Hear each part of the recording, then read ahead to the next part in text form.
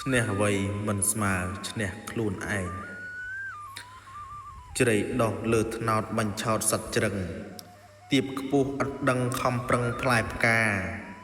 ចង់ឈ្នះចង់ខ្ពស់ចង់ឈ្មោះពូកែលើគេល្អដែរតែពិបាកដើរយកឈ្នះចាញ់គ្នាមានអ្វីប្រពៃឈ្នះអ្នកដតីមានអ្វីគ្រាន់បើឈ្នះខ្លួនឯងនោះទើបប្រសើរកុំឲ្យខាន់ប្រើបំរើតណ្ហាខំសាងសិលទានមានឈ្មោះឧត្តមកុំភ័ន្តច្រឡំរួមផ្សំអីសានាំបែបសាមគ្គីចេញពាក្យវិចារ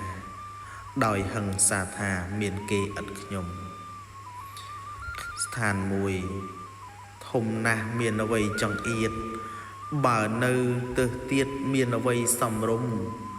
បើមិនសំរួមគុណធម៌រលំទុះសិលប៉ុនភ្នំក៏ត្រូវបាត់បង់ផ្ទះតូចចង្អៀតអាចជ្រៀតនៅបានចង្អៀតសន្តានឥតមានចន្លោះបើគោរូបធម៌អាចជួយរំដោះព្រះធម៌ជួយប្រោះឲ្យចិត្តទូលាយសូមអនុមោទនា